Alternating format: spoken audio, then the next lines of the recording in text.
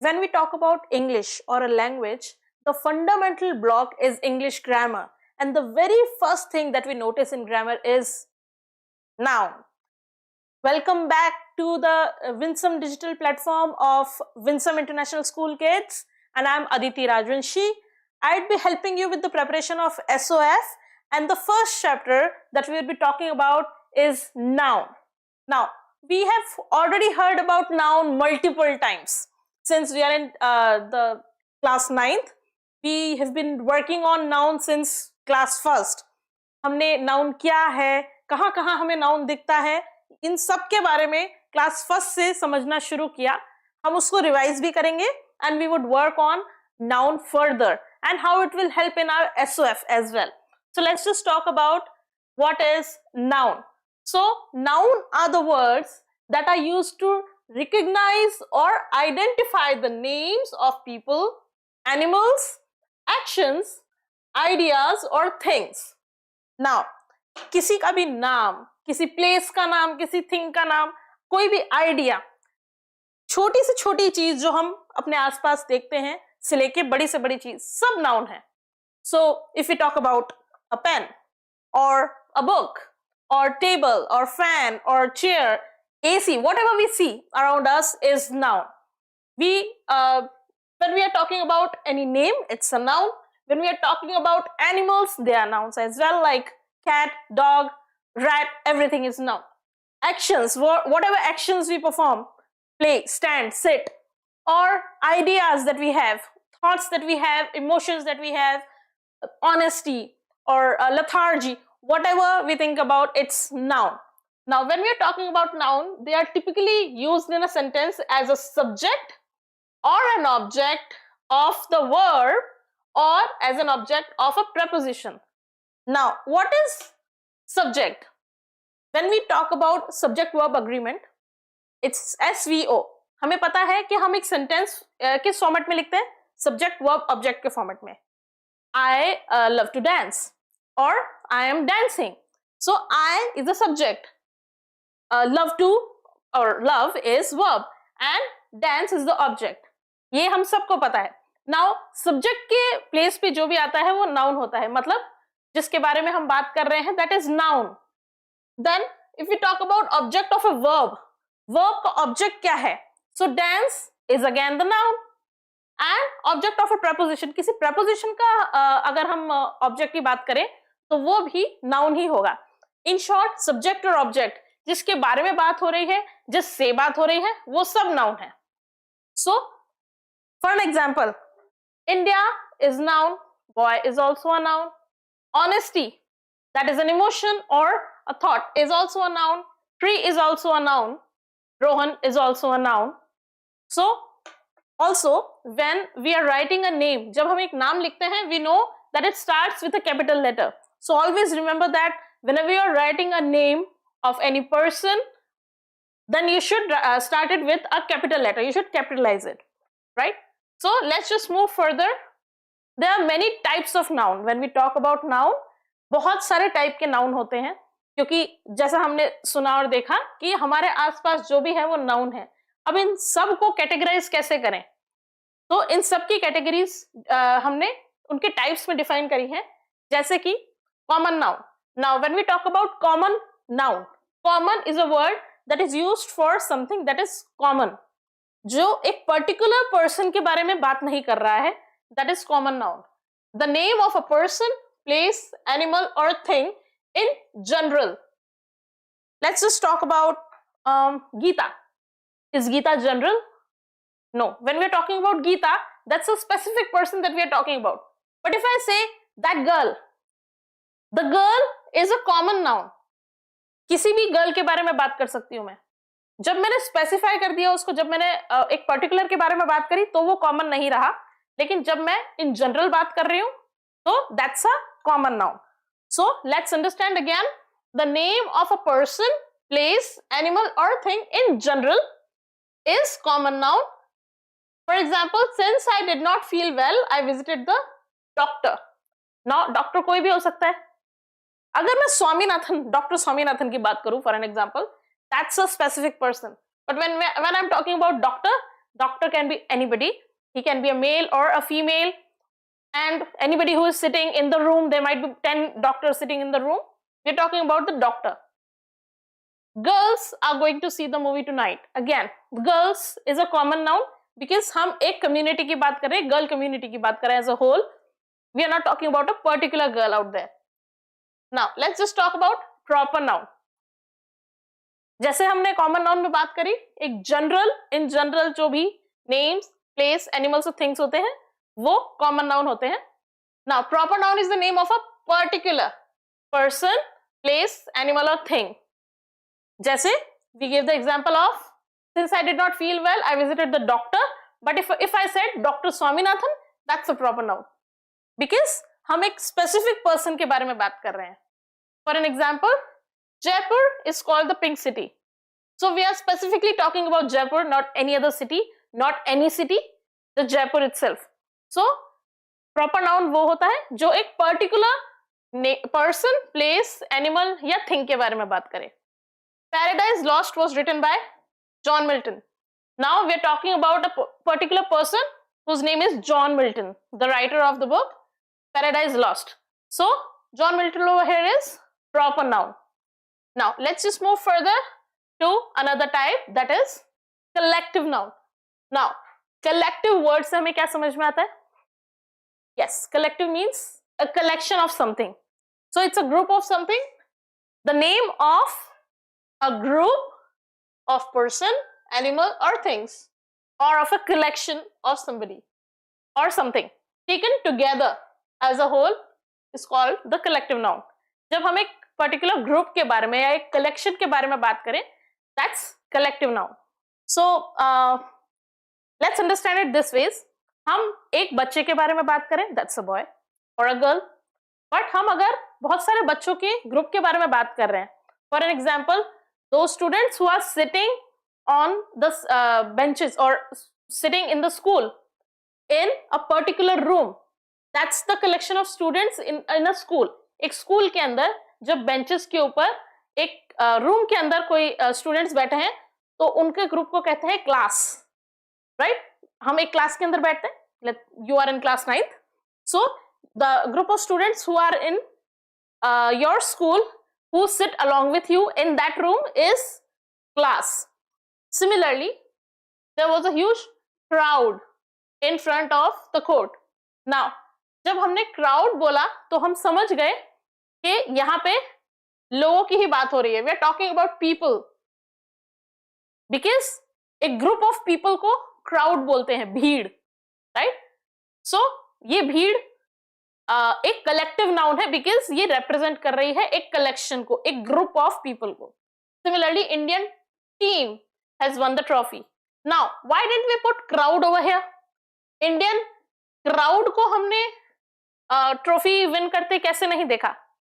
क्योंकि जब एक कलेक्शन ऑफ पीपल कोई गेम खेलते हैं एक साइड से और वो कुछ जीतते हैं तो वो एक टीम कहलाती है, right? We understand a team is a group of people who play a game and from one side the another side is another team. तो हर नाउन के आगे जब हम एक कलेक्शन लगाते हैं तो हर कलेक्शन का एक प्रॉपर मीनिंग होता है और and everybody is differentiated along with that collection. आप टीम के साथ क्राउड को बिहेव नहीं करवा सकते. सिमिलरली क्राउड जैसा बिहेव करती है वो टीम बिहेव नहीं करती है. तो there are different names given to different collective nouns. Now let's just talk about another type. Like so nouns can be classified into two categories depending on the number of people. कितने लोग हैं उस जिसके बारे में हम बात कर रहे हैं, सब्जेक्ट या ऑब्जेक्ट के बारे में, उसमें कितने लोग हैं उसके अकॉर्डिंग हम दो तरीके से डिवाइड करते हैं नाउन को, countable noun and uncountable noun. As the name suggests, let's just talk about countable noun. As the name suggests, countable means that can be counted, जिसको हम count कर सकते हैं. The name of people, object, etc. that we can count are called countable nouns. Count भी अलग अलग तरीके से कर सकते हैं. कुछ नंबर के फॉर्म में कर सकते हैं, like 1 child, 2 children, or 5 mangoes, let's say, right? Now count हम इस फॉर्म में भी कर सकते हैं, फर्स्ट चाइल्ड और सेकंड बर्ड और third in the row, right? So जिसको हम काउंट कर सकते हैं, those are countable nouns like book, boy, cow. Now these nouns we can count. हम बुक को काउंट कर सकते हैं because we can say that there are 5 books, we can say that there are 5 boys and we can say that there are 5 cows. Now let's just move further to uncountable noun. जो जिन noun को हम count नहीं कर सकते, they are uncountable noun, like the name of things which can't be counted but can be measured or weighed. Now there is a difference between counting and measuring or weighing. हम ये बोल सकते हैं that there are 5 mangoes, पर क्या हम ये बोल सकते हैं that there are 5 water? No, because जो चीज liquid form में है उसको हम count नहीं कर सकते हैं numbers, but that can be measured or weighed, like 5 liters, right? So 5 liters of water हो सकता है, but 5 in number नहीं हो सकता water. So that can be measured and weighed are into uncountable noun. Also there are abstract nouns that are our thoughts or our behavior that cannot be counted as well, like honesty. Can you count honesty? Like 5 honesty, can you say that? No, right? So that's also put in uncountable noun. Nouns can also be singular, plural. Wait, I'm sorry, so I didn't explain you about the example. So water, as I said, water we cannot count, we can measure it or weigh it. Rice, again rice के granules को आप count कर सकते हैं? No, right? आप एक मुट्ठी भर राइस लेंगे तो भी उसके ग्रैनुअल्स को काउंट करते करते 2 दिन बीत जाएंगे. सो राइस को हम पे करते हैं, मेजर नहीं करते, सॉरी काउंट नहीं करते. फूड, फूड को भी हम काउंट नहीं कर सकते. 1 food, कैन यू से 1 food? यू कैन से 1 चपाती और you can say 1 orange, but you cannot say 1 food, right? So food is again an uncountable noun. Silver, again metal is an uncountable noun. Silver or and again sugar, sugar is similar to rice, sugar के भी granules को हम count नहीं कर सकते. So uncountable nouns are those that can be measured or weighed but cannot be counted in numbers. Also noun can be singular and plural according to their number. So singular noun are those that are 1 in number and plural nouns are those that are more than 1 in number, right? Like cow is singular but cows are plural, right? Now let's just understand there are some examples of singular and plural nouns in which जब हम उनको plural noun में लिखते हैं तो उनके आगे s या es लगा देते हैं. but कुछ noun ऐसे होते हैं जो, as we know English is a weird language, तो उसमें s या es नहीं लगा सकते. उनके plural noun में उनके words different हो जाते हैं, completely different. like cow के आगे हम s लगा देंगे, cows बन जाएगा, वो प्लूरल फॉर्म बन जाएगा. बट men के आगे s लगा के मेंस नहीं लगा सकते, उसमें हम a को e में कन्वर्ट कर देते हैं, it becomes men. So it's man, man as a singular and men in plural form. Similarly cities, so some of the noun जिनके एंड में y लगा होता है वो जब हम प्लूरल फॉर्म में कन्वर्ट करते हैं तो उनके आगे ies लग जाता है, तो city becomes cities, right? Then there are some more, but let's just talk about what we read until so far. As we understood, एक क्विक रिकैप लेते हैं ताकि हम फिर से रिवाइज कर पाए. नाउन क्या होते हैं? जब हम कोई name, place, animal, thing, ideas, concepts, किसी के भी बारे में बात करें जो हमारे आसपास में हमें दिख रहा है, वो सब नाउन है. नाउन के भी डिफरेंट टाइप्स हो सकते हैं. Like we talked about just now, we talked about countable and uncountable nouns in reference to how many are there, and we started with common noun. Common noun is a noun, the name of person, place, animal, thing in general. In general, like doctor or girls. Then we talked about proper noun. When you talk about a particular name, place, or person, place, animal, or thing, like Jaipur. Then we had a word about collective noun. Collective noun जब एक group of people, person, place, animal और thing के बारे में बात हो रही हो, like crowd or team, right? And then we had a word about how many. So countable or uncountable. Countable are those that we can count, and uncountable are those that we cannot count. We can measure or weigh them. let's just move further. Since we had a quick recap as well, let's just do an exercise. Can we? Okay, let's just move with that. Now the question is, identify the collective noun in the following sentences. Now हमें collective noun find करना है. A quick recap: collective noun जिसके अंदर एक collection or a group of people or person or animal or thing के बारे में बात हो. तो इस सेंटेंस के अंदर कलेक्टिव नाउन कौन सा होगा? Our team is better than theirs. हमारी टीम उनकी टीम से बेटर है. नाउ क्या इसमें आर कलेक्टिव नाउन है? No. Yes, very good. Our is not a collective noun. Our is, okay, please write down in the comment section. Team. Let's move further to better than. Better collective noun है? No. Theirs? No, it's talking about the possession, not about a collection of people. Team? Yes, team is the collective noun. Very good. Because team is talking about a collection of people. Our class consists of 20. Now, what could be the noun for after 20 over here? हमारी class में 20 क्या है? हमारी class में 20 chair हो सकते हैं, table हो सकते हैं.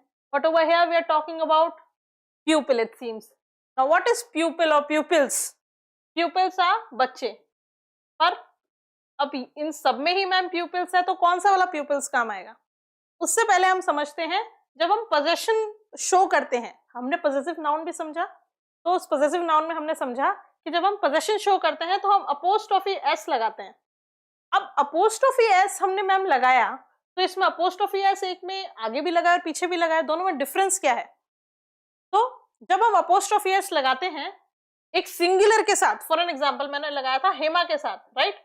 Hema apostrophe s, Hema's, right? Hema's pen. जब मैं शो कर रही हूं कि ये पेन हेमा का है, उसके पोजेशन का है, तो मैंने apostrophe s, apostrophe पहले लगाया फिर s लगाया. तो जब सिंगुलर होता है तो पहले हम apostrophe लगाते हैं, बाद में s लगाते हैं.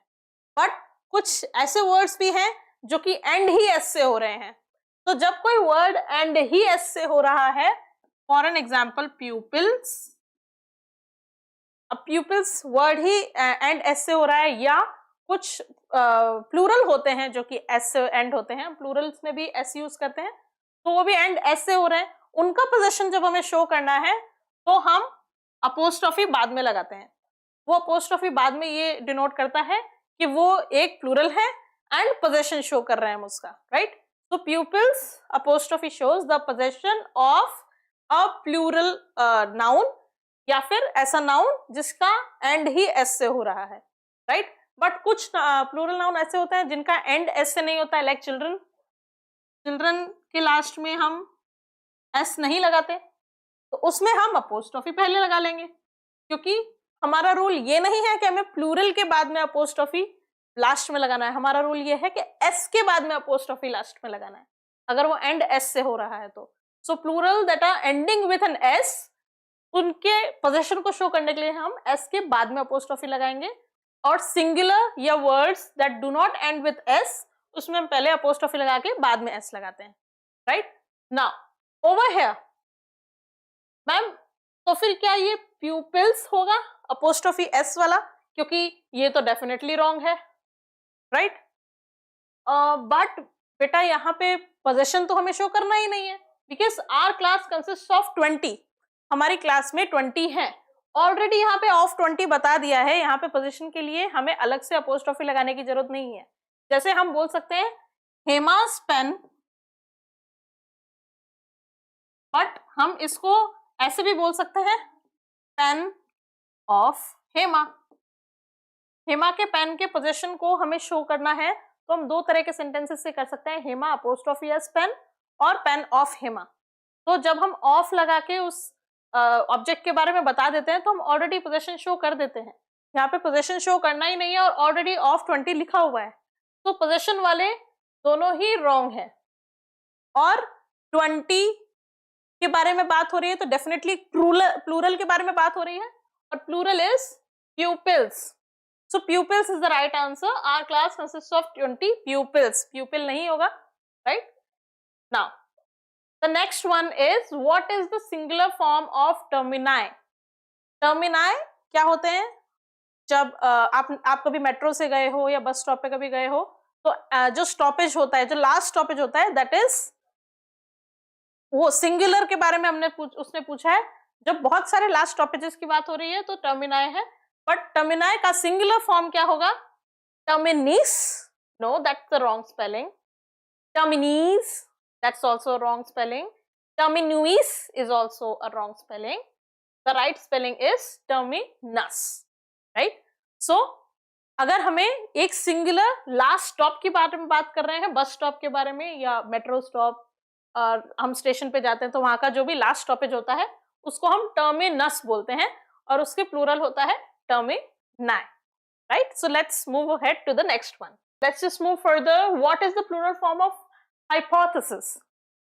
साइंस का वर्ड है, हमने बहुत बार सुना है, मैम बहुत बार जिक्र करती हैं, पर हमें ये याद नहीं आ रहा कि इसकी राइट स्पेलिंग क्या होगी. The plural form of hypothesis, is this hypothesis? No. Hypothesis? No. Again, wrong spelling. It's hypothesis. Right? Now, let's just identify the common noun. Common noun in the following sentence. Quick recap. Common noun, वो noun form जो उसमें general, in general words काम में आते हैं, like boy, girl, like the general names of person, place, animal or thing. So the soldiers were rewarded for their bravery. Now let's just see what is the common noun over here. Is it the? No, it's an article. Rewarded, it's a verb over here. Were rewarded. Bravery, is it a common noun? It's an abstract noun. Let's just talk about abstract noun over here as well. Abstract noun हमारे ideas या feelings के बारे में बात करते हैं, that you can not touch, you can just feel. So bravery is something you can just feel, you cannot touch. That's an abstract noun. So over here the common noun is soldiers. Yes, because soldiers एक common noun है. So, हम किसी भी soldier के बारे में बात कर सकते हैं, कोई एक पर्टिकुलर सोल्जर की बात नहीं हो रही है, right? Now let's just move further to material noun.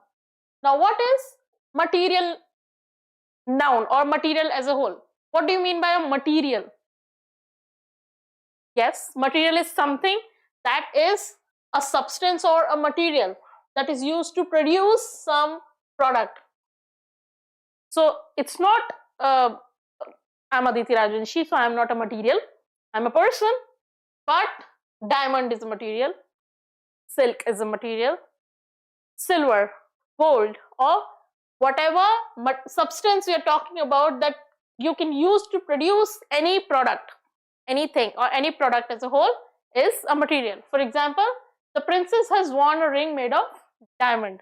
Diamond से बनी हुई ring princess ने पहनी थी. So diamond से बनती है ring.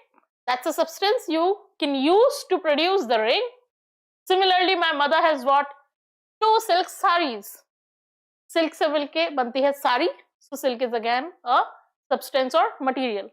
So material noun के अंदर वो सारे materials आ जाएंगे जिनसे हम कोई product बना सकते हैं, right? Now let's just talk about abstract noun. As we have already discussed, abstract noun are the noun that is used to describe intangible things. What is an intangible thing or concept?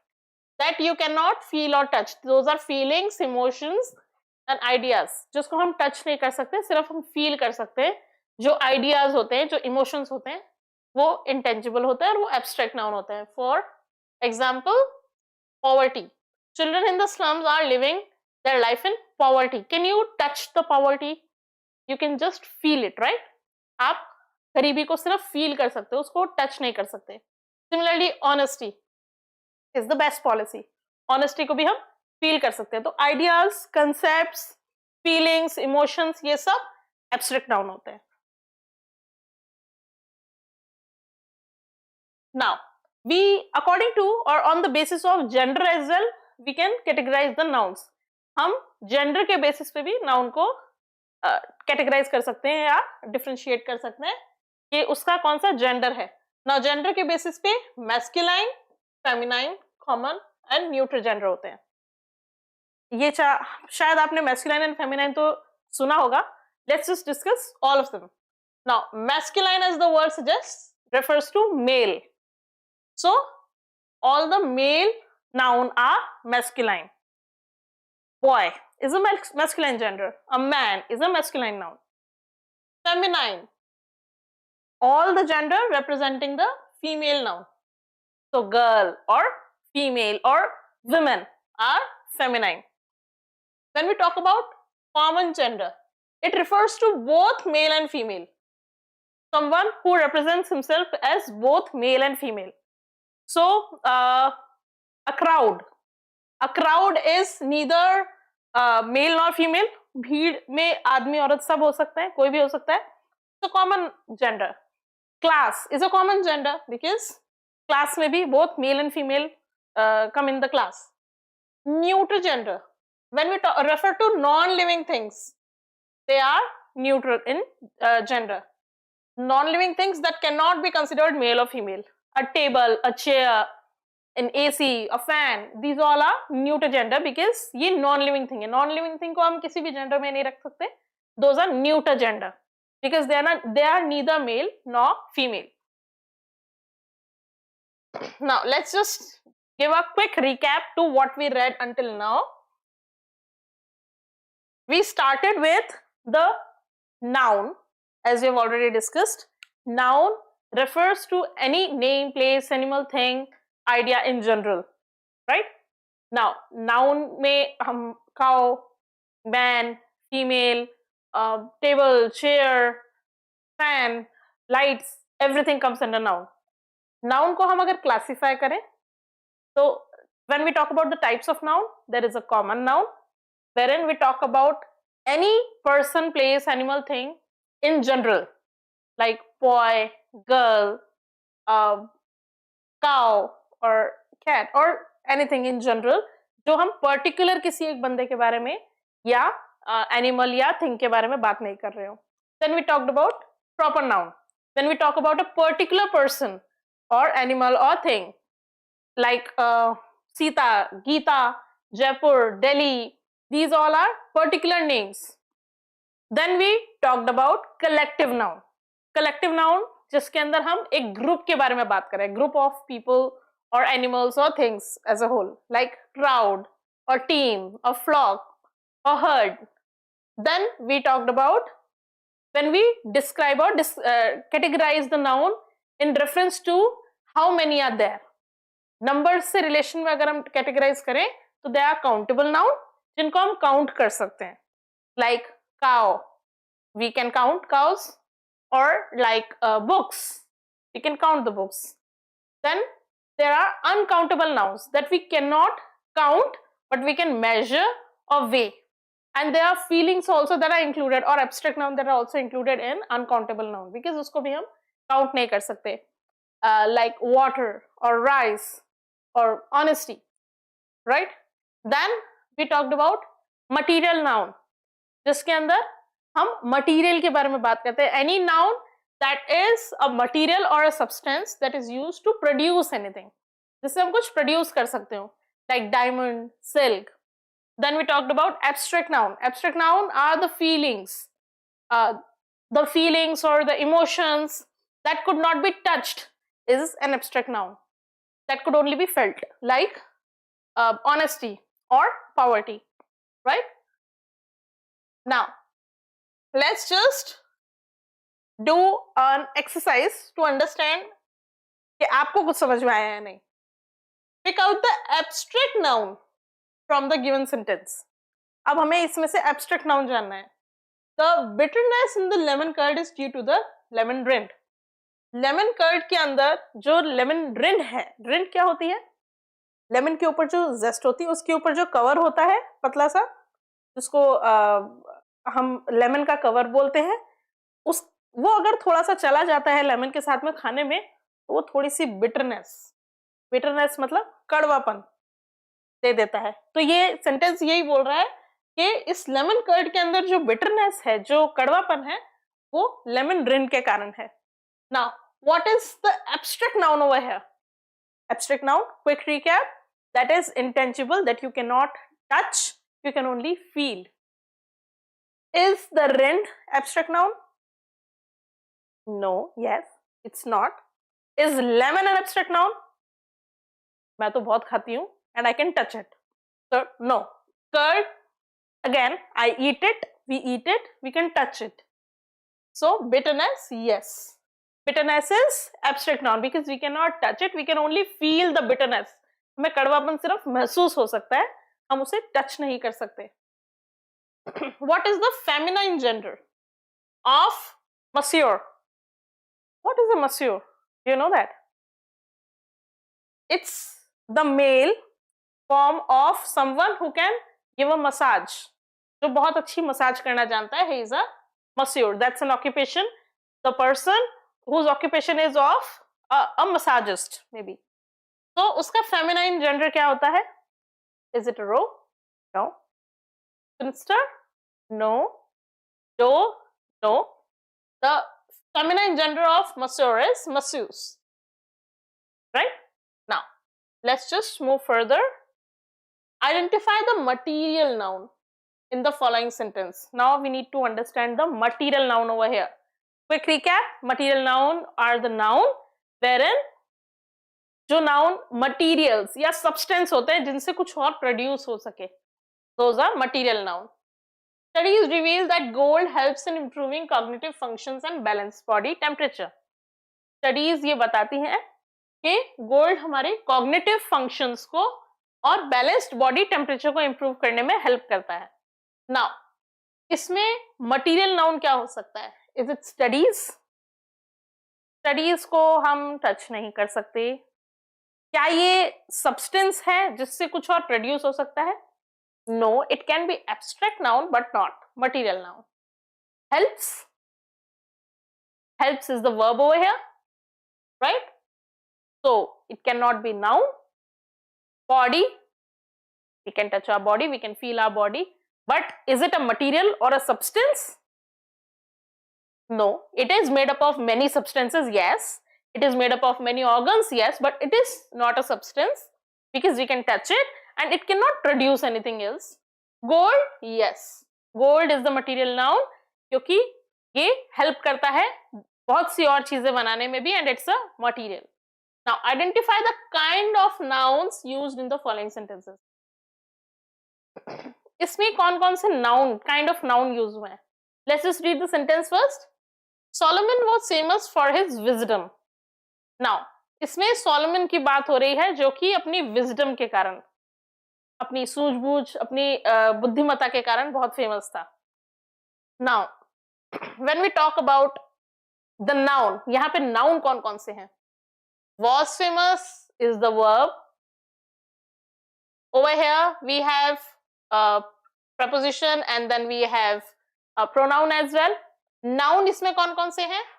Subject में है noun Solomon और object में है noun wisdom. Right? Now, Solomon क्या है?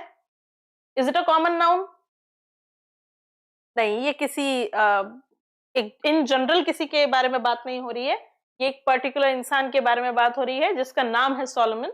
और जब हम एक पर्टिकुलर एक इंसान के बारे में बात करते हैं जिसके नाम के बारे में बात करते हैं वो होता है प्रॉपर नाउन, राइट?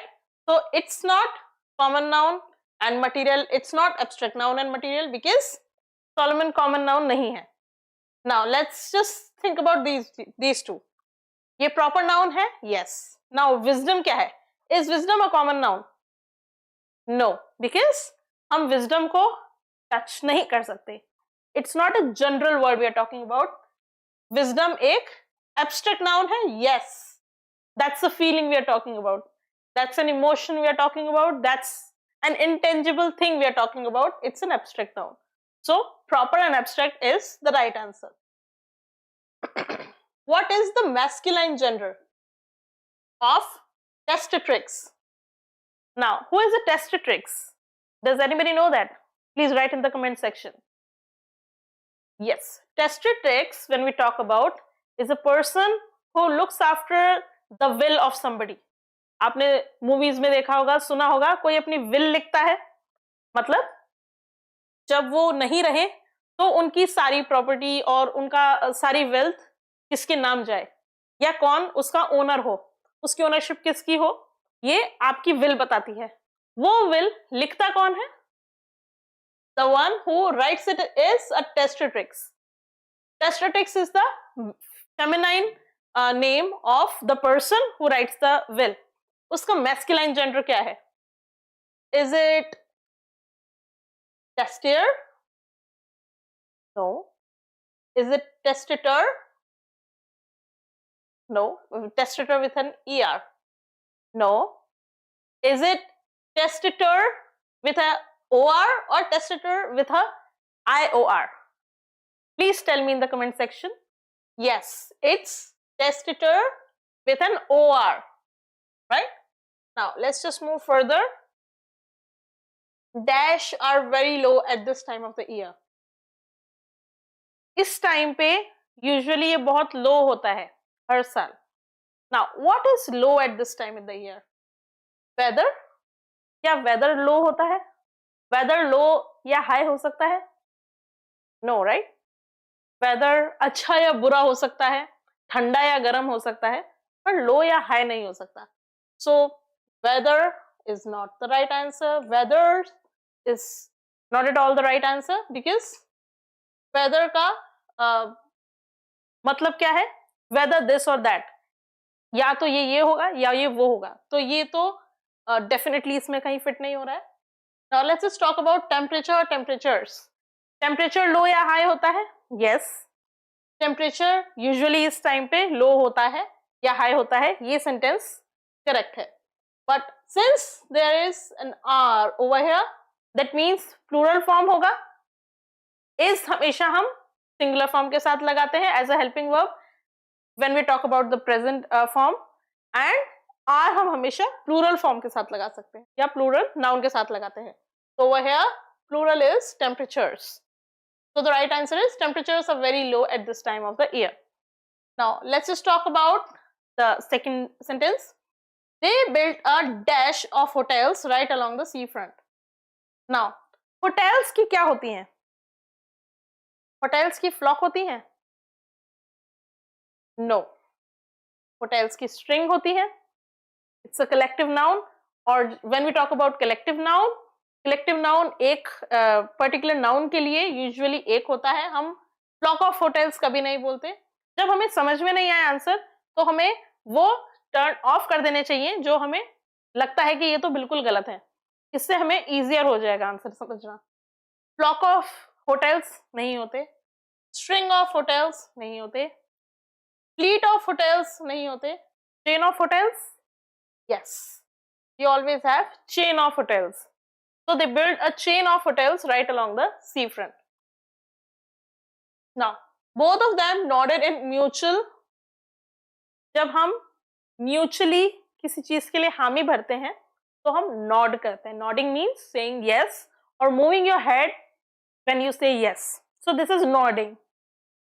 जब मुझे किसी की बात में अग्री करना है तो, और मुझे बोलना नहीं है या मैं बोलना नहीं चाह रही हूं, I can only nod and say yes. That also means yes, right?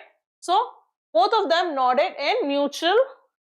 जब म्यूचुअली अग्री करते हैं तो उसको क्या बोलेंगे हम? Mutual agreed? No. Mutual agreements.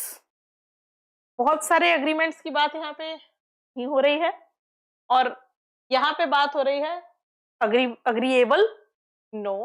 So it's mutual agreement. Both of them nodded in mutual agreement.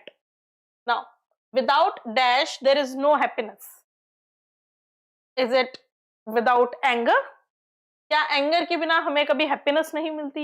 ये सेंटेंस फिट हो रहा है. गुस्से के बिना हैप्पीनेस डेफिनेटली मिलती है. They both are opposite. तो ये तो डेफिनेटली गलत है. Without work there is no happiness.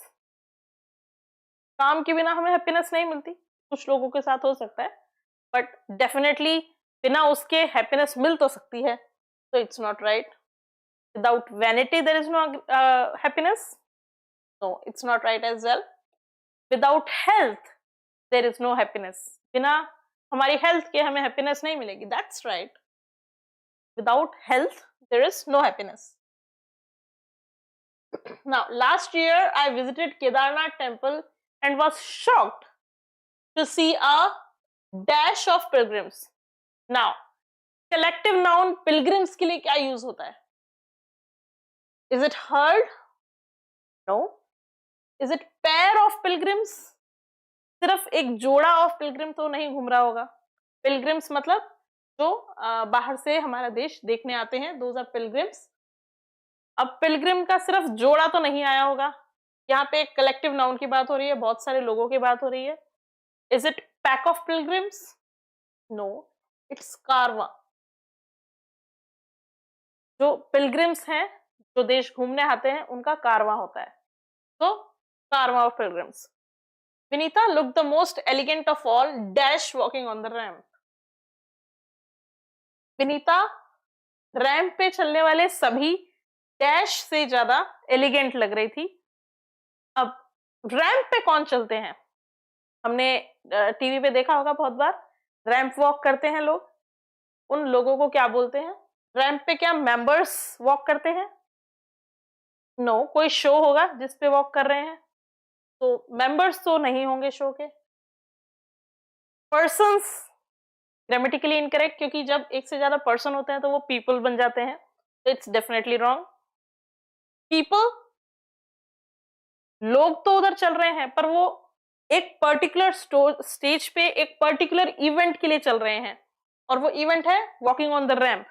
तो जब एक पर्टिकुलर इवेंट के लिए वो लोग चलेंगे तो उनको हम पार्टिसिपेंट्स बोलेंगे, right? So, Vinita looked the most elegant of all participants walking on the ramp. Now, some poisonous gases can enter the body by dash through the skin. Now, कुछ poisonous gases हैं वो हमारी body के अंदर किसके through? Skin के अंदर चली जाती हैं. अब वो स्किन के अंदर कैसे जाती हैं? Through entering through the skin. Skin से एंटर तो कैसे करेंगे? It's not a door. Skin एक डोर नहीं है. हमने साइंस में पढ़ा है कि स्किन से डायरेक्टली कुछ अंदर नहीं जा सकता है, क्योंकि इसका कोई गेट नहीं खुलेगा जो वो अंदर चले जाए. तो स्किन के अंदर उसे एब्जॉर्ब होना पड़ता है. अब एब्जॉर्ब का कौन सा फॉर्म हम यूज करेंगे इधर? Is it some poisonous gases can enter the body by absorbed through the skin? No, because यहाँ पे ऑलरेडी वर्ब आ चुका है. हम दोबारा एब्जॉर्ब नहीं लगाएंगे, वर्ब के फॉर्म में नहीं जाएगा वो. Some poisonous gases can enter the body by absorbing through the body. Is it A, absorbing? Some poisonous gases can enter the body by absorbing through the body. No, again, absorbed and absorbing are in the form of verb. और हम यहाँ by, क्योंकि by preposition है, preposition के आगे हम noun लगा रहे हैं, object as noun as the object of preposition. तो absorbed और absorbing नहीं हो सकता, entering भी नहीं है, तो it's absorption, by absorption through the body. Now, if the ozone layer depletes, the whole global dash will suffer. अगर ओजोन लेयर डिप्लीट हो गई तो पूरी ग्लोबल डैश को उसका नुकसान उठाना पड़ेगा. Global means all over the globe, globe से कनेक्टेड ये बात कर रहे हैं. अब जब ओजोन लेयर डिप्लीट होगी तो पूरी ग्लोबल क्या इफेक्ट होगी? Global world. जब हम ग्लोब की ऑलरेडी बात कर चुके हैं तो वर्ल्ड की बात तो नहीं करेंगे, तो एक जैसे वर्ड तो डेफिनेटली नहीं आ सकते. नाउ जब हम ग्लोबल की बात कर रहे हैं तो स्पेस की बात सिर्फ भी नहीं करेंगे, because space is just the outer layer. हम यहाँ ओजोन लेयर डिप्लीट होने के बाद किस किस को उसका हार्मफुल इफेक्ट होगा उसकी बात कर रहे हैं. तो जस्ट स्पेस की बात नहीं करेंगे, हम कम्युनिटी की बात कर रहे हैं definitely. Yes. Now is it community और communities? The whole global community will suffer और the whole global communities will suffer? It's community, because यहाँ पे ऑलरेडी हमने होल की बात कर ली. पूरी की पूरी की बात जब हम ऑलरेडी कर रहे हैं तो हम उसे सिंगुलर फॉर्म में ही बोलेंगे, कम्युनिटी के फॉर्म में ही बोलेंगे, कम्युनिटीज के फॉर्म में नहीं बोलेंगे, क्योंकि होल ग्लोबल में हमने सबको इंक्लूड ऑलरेडी कर लिया है, right? So whole global community will suffer. At the monument, I saw a dash of tourists listening intently to a guide. Now, tourists का क्या होता है when we talk about the collective noun? Tourists का क्या होगा? Is it the team of tourists? हमने team के बारे में बात करी थी. जब हम एक गेम खेल रहे हो और एक साइड और दूसरे साइड की बात करते हैं तो वो टीम्स होती हैं. तो टूरिस्ट की कोई टीम तो आती नहीं, क्योंकि वो गेम तो खेल नहीं रहे. Flock of tourists? No. Band of tourists?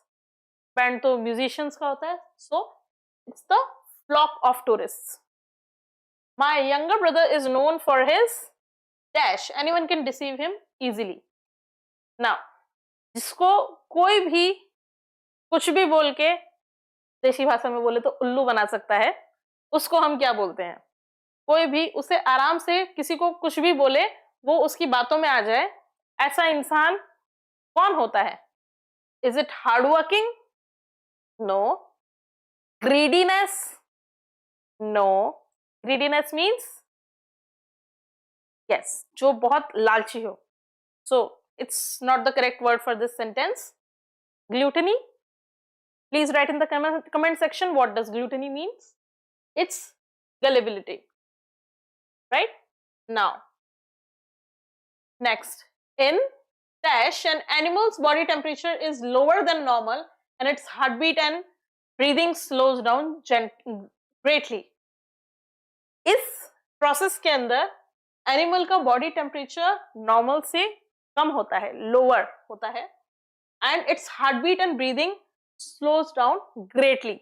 बहुत जल्दी से उसकी हार्टबीट और ब्रीदिंग स्लो होती जाती है. वो प्रोसेस क्या कहलाता है? नाउ, प्रोसेस तो हमें समझ में आया क्योंकि ये चारों वर्ड्स हैं तो एक ही वर्ड के. नाउ, उसका कौन सा फॉर्म इधर यूज होगा? Since we are talking about noun, तो नाउन में डेफिनेटली वर्ब के फॉर्म्स तो नहीं आएंगे. और हम वर्ब्स के फॉर्म्स जब हम पढ़ते हैं तो एक क्विक ट्रिक से हम समझते हैं कि जब हम कंटिन्यूअस फॉर्म के बारे में बात करें तो उसमें आगे आईएनजी लग जाता है.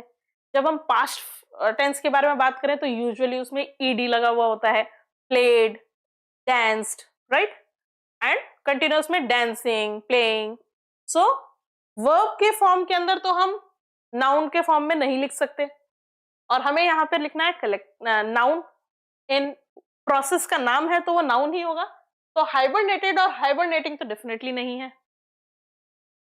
अब either it would be hibernate or hibernation. Now hibernate is when we use it as an object. जब हम उसे सब्जेक्ट की तरह यूज करते हैं तो उसे हम hibernation बोलते हैं, right? It hibernates but in hibernation. Now the government has lowered the revised estimated GDP growth from the level of earlier dash. Estimates क्या होते हैं? जब हम जीडीपी की बात कर रहे हैं, यहाँ पे गवर्नमेंट की बात कर रहे हैं, तो गवर्नमेंट एक जीडीपी प्लान बनाती है अपने एस्टिमेट्स के अकॉर्डिंग कि क्या इस साल भर में हम कैसा काम करेंगे और उसके अकॉर्डिंग क्या जीडीपी हमारी हो सकती है. That's an estimate. The government has lowered the revised estimated GDP growth from the level of earlier. Now, जो पहले से एस्टिमेटेड जीडीपी ग्रोथ थी उससे गवर्नमेंट ने और लोअर कर दी है. क्यों करी है? क्योंकि हो सकता है गवर्नमेंट को वो एस्टिमेशन सही नहीं लगा हो, या हो सकता है कि अब उन्होंने जब रिवाइज किया तो उनको समझ में आया कि अब इतनी ग्रोथ तो नहीं हो रही है जितना हमने एस्टिमेट किया था, उससे हम कम ही रखें. तो ultimately it's in reference to के जो लेवल ऑफ अर्लियर क्या था जिससे उन्होंने अपनी लोअर कर दिया estimation.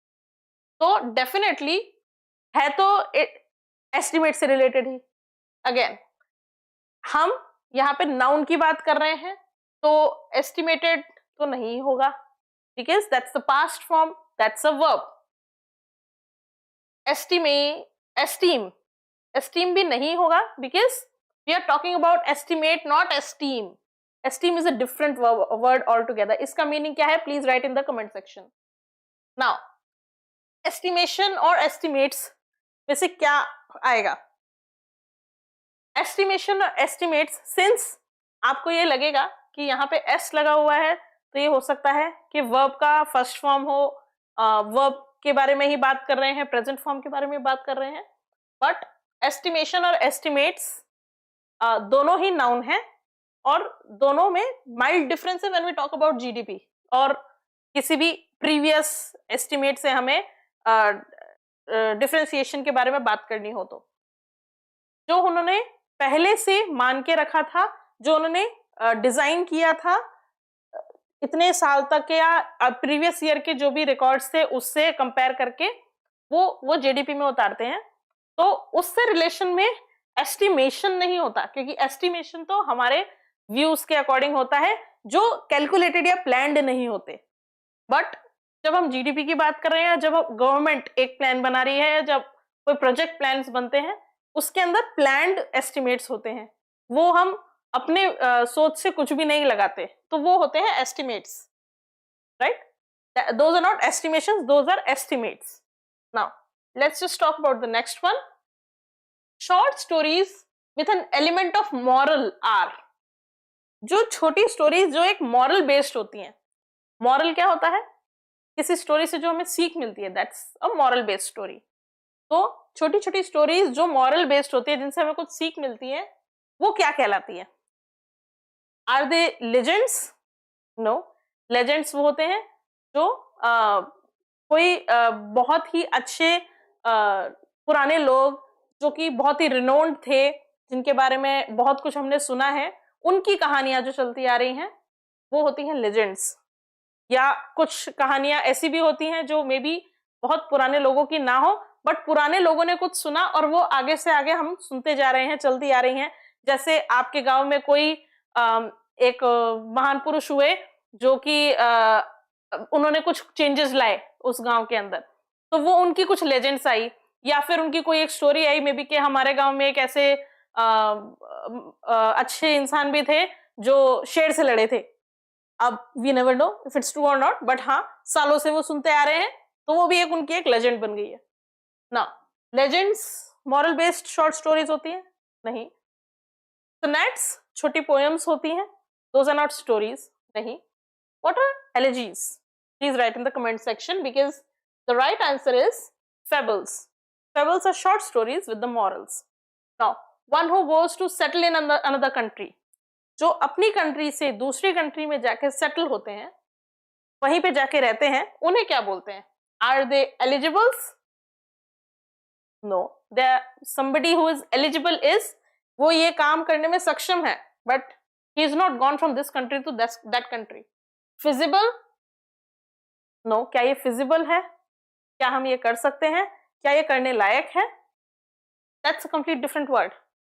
What is epicure? Please write in the comment section, because the right answer is immigrant. Immigrant is someone who goes from this country to that country. Now, a place where money is made, जहां पे पैसे बनते हैं। Ma'am, पैसे बनते हैं? Definitely बनते हैं। कुछ बनेगा तभी तो हमारे हाथ में आएगा। That's a tangible thing. आप जो नोट जो आपके हाथ में आ रहे हैं और जो सिक्के आपके हाथ में आ रहे हैं, वो कहीं बने हैं तभी आ रहे हैं, और जिस जगह पे वो बनते हैं उसको हम मर्सिनरी नहीं बोलते, मेडन नहीं बोलते, मिराज नहीं बोलते, उसे हम बोलते हैं mint, right? Now, while working for an edtech company, अब हम बात कर रहे हैं वो क्वेश्चंस की जो आपके SOF-IEO 2024 के क्वेश्चंस थे। उनमें से कुछ क्वेश्चंस पे हम बात करते हैं। Like, while working for an edtech company, I was also teaching at a college as an dash in the English department. जब मैं edtech कंपनी में काम कर रहा था, तब मैं कॉलेज में भी टीचिंग कर रहा था as a dash in the English department. जब आप ऑलरेडी एक किसी कंपनी में काम कर रहे हैं और दूसरी जगह जब आप काम करने जा रहे हैं साथ में ही, तो आप फुल टाइम वर्कर तो डेफिनेटली नहीं होंगे, और आप उस स्कूल या कॉलेज के परमानेंट एम्प्लॉय भी में भी नहीं होंगे, because you are permanent employ of an edtech company. तो ऐसे अरेंजमेंट्स को क्या हम एडलिब बोलते हैं? नहीं। अरेटा बोलते हैं? नहीं। एडजे बोलते हैं? नहीं। हम उन्हें बोलते हैं ad hoc. Ad hocs are additions, temporary additions, you may say that. My grandfather is such a dash, he just refuses to learn about new technology. Someone who refuses to learn about new technology, or who doesn't like new technology, or doesn't like to learn new technology, is he a filibuster? No. Raconteur? No. Heck, no. He is a ludite. Someone who doesn't like new technology to be understood or to learn it is a ludite. The bank agreed to consider the property as dash for the business loan. Business loan के लिए उस property को bank लेने के लिए agree हो गया. Bank जब एक प्रॉपर्टी को लोन के फॉर्म में लेता है या लोन के लिए लेता है, उस प्रॉपर्टी को फिर हम सिर्फ प्रॉपर्टी नहीं कहते, वो प्रॉपर्टी क्या डिफॉल्ट कहलाती है? No, that property can not be default. Equity कहलाती है? नो, इक्विटी तो जो ओन करता है उसकी होती है. Beneficiary? No, that's a collateral. A property a bank chooses to for the business loan or for the loan purpose is considered as the collateral. Now, she has been painstakingly crafting a detailed family tree, tracing her dash back several generations and uncovering fascinating stories about her dash. Now, इस sentence को ध्यान से समझें, क्योंकि जब आप options पे भी जाएंगे तो उनमें बहुत ही माइल्ड डिफरेंस है, और इस क्वेश्चन के ऑप्शंस पे भी बहुत माइल्ड डिफरेंस है. वो अपने एक फैमिली ट्री बनाना चाह रही है. Painstakingly she is trying to craft a detailed family tree. एक फैमिली ट्री होता है जिसमें आप सबसे ऊपर रखते हैं जो आपके एंसेस्टर्स के बारे में बात कर रहे हैं हम, जो आपके पूर्वज थे, सबसे पहले जो आए थे, और फिर उनके कौन बच्चे हुए, फिर उनके कौन बच्चे हुए, ऐसे हम उसका पूरा ट्री बनाते हैं. अब उस ट्री को जब आप डिजाइन कर रहे हैं, उस डिटेल्ड फैमिली ट्री को जब आप डिजाइन करेंगे, तो आप अपने पीछे की बहुत सारी जनरेशंस तक की बात कर रहे हैं. ट्रेसिंग हर डैश बैक सेवरल जनरेशंस, आपके पीछे के जनरेशन के पूर्वजों की आप बात कर रहे हैं. And uncovering fascinating stories about her dash, और उनके जो बहुत ही फैसिनेटिंग स्टोरीज हैं, उन्होंने अपने टाइम में क्या क्या किया, वो सभी स्टोरीज के बारे में भी वो बात करना चाह रही है. तो दोनों ही जगह बात तो पूर्वजों की हो रही है. इन दोनों वर्ड्स में डिफरेंस क्या आएगा? यहां पे tracing her dash back several generations and uncovering fascinating stories about her dash. Now, जब आप इन ऑप्शंस को देखेंगे, ancestry is the right word for पूर्वज. She has been painstakingly crafting a detailed family tree tracing her ancestry. सारे पूर्वजों से लेके अभी तक की पूरी जो चार्ट है, उन सब के बारे में जब हम बात कर रहे हैं, तो that's ancestry. And uncovering fascinating stories about her forebears, जो भी उनके पूर्वज हैं और जो आगे भी जाएंगे, उन सब की जो फैसिनेटिंग स्टोरीज थी, उन सब पूर्वजों की जो उसने चार्ट बनाया है, उनकी जो स्टोरीज थी, उनके बारे में वो डिटेल में उस फैमिली ट्री में दिखाना चाहती है. Now, despite multiple doctors assuring her that there was nothing wrong, Stella remained a dash constantly afraid of life-threatening disease. Now, इतने सारे डॉक्टर्स ने उसको बोल दिया कि उसके साथ कोई प्रॉब्लम नहीं है, उसको कोई बीमारी नहीं है, फिर भी she was afraid of life-threatening disease. Life threatening disease मतलब ऐसी डिजीज जिससे उसकी जान भी जा सकती है. जो इंसान हमेशा डरा हुआ रहता है डिजीज के प्रति, इलनेस के प्रति, सिकनेस के प्रति, उसके लिए भी एक वर्ड है, and that word is hypochondriac. Somebody who is afraid or anxious about a life-threatening disease is, or disease as a whole, is a hypochondriac. So that would be it. I believe कि आपको समझ में आया कि noun क्या होते हैं, noun के कितने टाइप्स होते हैं, उन टाइप्स में डिफरेंशिएट कैसे करें, और हमने आज बहुत सारी एक्सरसाइजेस भी सॉल्व करी, इवन हमारी एक्सरसाइज सॉल्व करी हमने लास्ट ईयर के एसओएफ के कुछ क्वेश्चंस भी देखे कि वो किस तरह के फ्रेम हुए थे, ताकि आपको भी आइडिया लग पाए कि इस साल हमें एसओएफ में किस तरह से प्रिपेयर करना है और क्या डिफरेंस आता है। बहुत माइन्यूट डिफरेंस आता है, कभी कभी नाउन के टाइप्स जैसे ही चेंज होते हैं, बट अगर हम उन्हें उनके बेसिक्स क्लियर होते हैं, हमारे अगर फंडामेंटल्स क्लियर होते हैं, तो हमें समझ में आ पाता है कि क्या एक्चुअल डिफरेंस है और हम बड़े क्लियरली डिफरेंशिएट कर पाते हैं। ऑल्सो जब हमने एक्सरसाइजेस सॉल्व करी तो हमने ये समझा कि हमारे ऑप्शंस जो हमें अवेलेबल होते हैं उसमें भी कभी कभी नाउन और वर्ब के अंदर डिफरेंस अगर हमें पता होगा तो हम आंसर बड़ी जल्दी से क्लियरली पता कर पाएंगे, क्योंकि यूजुअली वर्ड्स डिफरेंट होते हैं बट कुछ क्वेश्चंस के अंदर सेम वर्ड होता है जिसके नाउन का फॉर्म, एडजेक्टिव का फॉर्म और वर्ब का फॉर्म सब कुछ दिया हुआ होता है। फिर हम कंफ्यूज हो जाते हैं कि इसमें से चूज क्या करना है। तो think about how it can be framed as the adjective, how it can be formed as a verb and how it can be formed as a noun। जब वो डिफरेंस हमें समझ में आ पाएगा तो हम बड़ी जल्दी उसका आंसर दे पाएंगे। ऑल्सो हमने ये भी समझा कि अगर हमें आंसर नहीं समझ में आ रहा है तो हमें जो डेफिनेटली पता है कि ये आंसर नहीं है उस ऑप्शन को पहले अनटिक कर दें, ताकि जो लास्ट में ऑप्शंस बचे उसमें हम उस सेंटेंस के हिसाब से समझ पाए कि कौन सा आंसर सही होगा। So just revise it again. There are how many types of noun and how they are classified on the basis of counting, on the basis of gender and on the basis of their structure as a whole। और उस पे हम और ज़्यादा से ज़्यादा practice करें, क्योंकि एसओएफ आसान तो नहीं है लेकिन नाउन बहुत आसान है। So work on it and I'm sure कि हम एसओएफ में नाउन के से रिलेटेड जितने क्वेश्चंस होंगे उन पे तो डेफिनेटली सही आंसर ला सकते हैं। We'll meet again in the next class with the next chapter of SOF. Till then, bye-bye and please like and subscribe the channel so that आपको नए-नए जो भी अपडेट्स आ रहे हैं, नोटिफिकेशंस आ रहे हैं, वो आपको मिल पाए। Thank you so much class. Bye-bye.